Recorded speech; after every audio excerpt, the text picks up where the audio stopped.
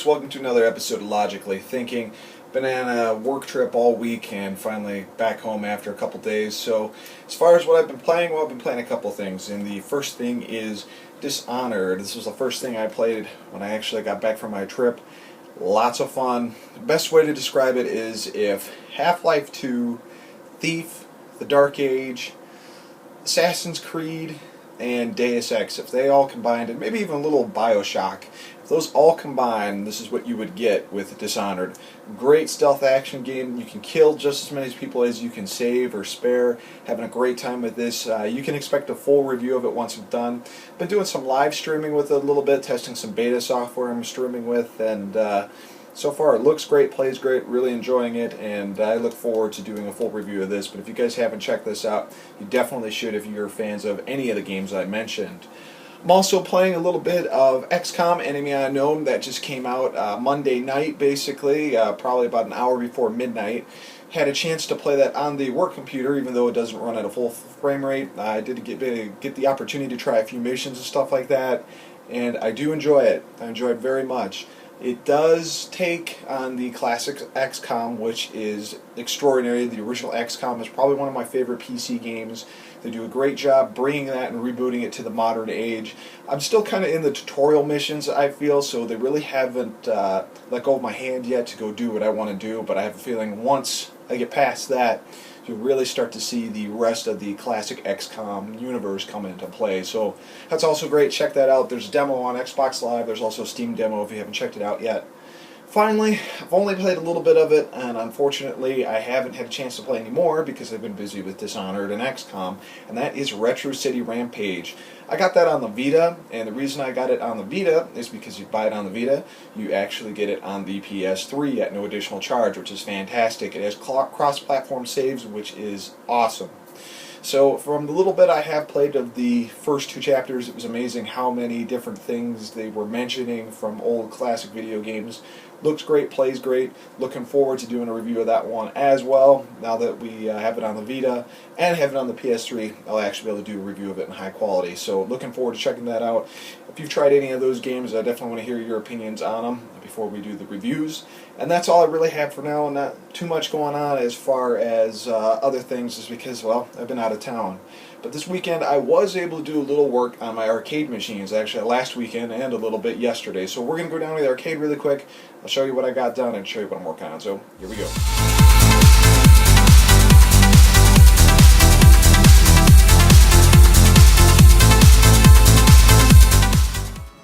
Alright, so we're down in the basement arcade here, and you can maybe tell that things have moved a little bit.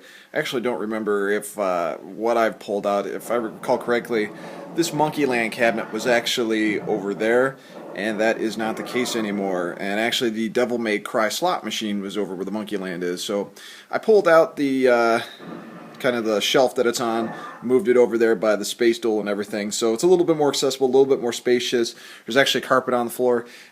If you're not aware, this is in a basement that's unfinished. I want to get it finished eventually, and pretty much I just have kind of strands of carpet, areas of carpet on the floor so people don't freeze their feet off when they come down here and play. So one of the things I'm looking to do is get this basement finished, but it's not done yet. But anyways, I guess we'll start with the Monkeyland here.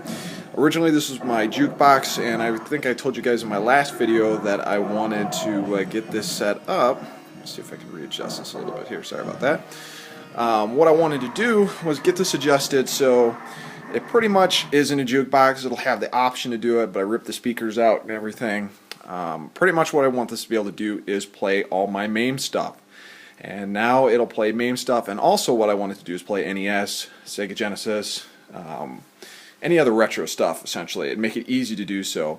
This is running Maximus Arcade, which was what it was running before, and this is a USB Super NES controller. So once this is all finished, what I'd like this machine to be able to do is have 4 of the Super NES controllers coming out of it with a USB hub, and what you'll be able to do is any of the games that are like 4 players, like the Dungeons & Dragons games, or King of the Dragons, King of the Monsters, stuff like that, that you can do more than 2 players with. I want people to be able to do that, especially like NBA Jam and stuff like that. So this is fun with 4 players.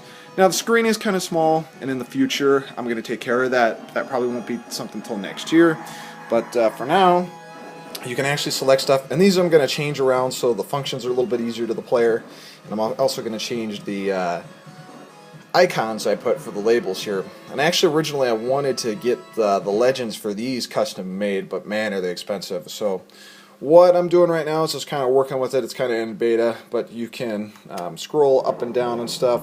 This will make you scroll left and right. So if I hit this, I can go through and scroll things, and then if I hit S for select, that'll go ahead and select the option.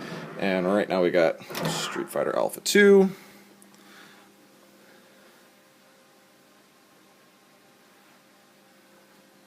Load up there.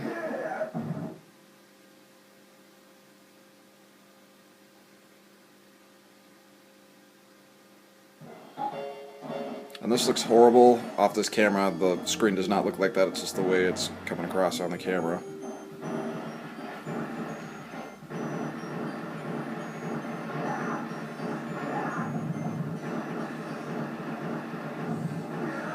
So yeah, there you go. That's kind of where that is. I got one SNES controller in there. I'll get the rest of them when I get the USB hub from Amazon on Wednesday. And we'll kind of go from there, and then I'll go forward with my other idea that I think is going to be pretty damn cool. So, coming over here, I was talking about this earlier, that this was my original main machine. This was the first arcade cabinet I ever got. I got it from a buddy of mine. He used to work with me. And he had this cabinet in there. He originally had a Neo Geo cabinet, and he was kind of living in his mom's house. He was working to get out of there, and his mom just wanted this cabinet out of the garage, so he asked me if I wanted it, and I said, not really, and then he ended up saying, you know, I'll give it to you for free. So I took it, and that's where the addiction started with all the rest of this stuff. But this was originally my MAME cabinet. I really had no desire when I first started out to have actual arcade machines and everything, and like they say, MAME is a gateway drug. So once you get a MAME machine, you start wondering about the actual arcade technology, the boards and stuff like that, and that's exactly what happened to me. But, you know, when I have arcade parties, no one really plays this thing, and I decided I really don't play MAME that much either. So I needed a machine for my CPS2 stuff, which you can see some of the boards on top of this machine here. So I figured I can either turn this into a actual JAMA-based arcade cabinet, which it is now. I went ahead and made those changes, and now I can play CPS2, CPS1, or even basic regular JAMA stuff. And also, due to the fact that the control panel and everything pulls out so easy, it's really easy to test boards on. Now, if you look at this thing, this is actually just a regular CRT computer monitor. I'm using a converter that'll basically let you go from, I believe it's CGA to VGA. Works nicely, looks sharp, love it. So I'm pretty much just waiting for the CPS2 and a CPS1 button harness for the remaining buttons, and then this will be playing a lot of good CPS2 stuff. Like I have Street Fighter Alpha 3, Darkstalkers 1 and 2. So looking forward to having this be a full-fledged arcade machine. But right now it's playing Final Fight, which is very enjoyable. So that's all I got for now.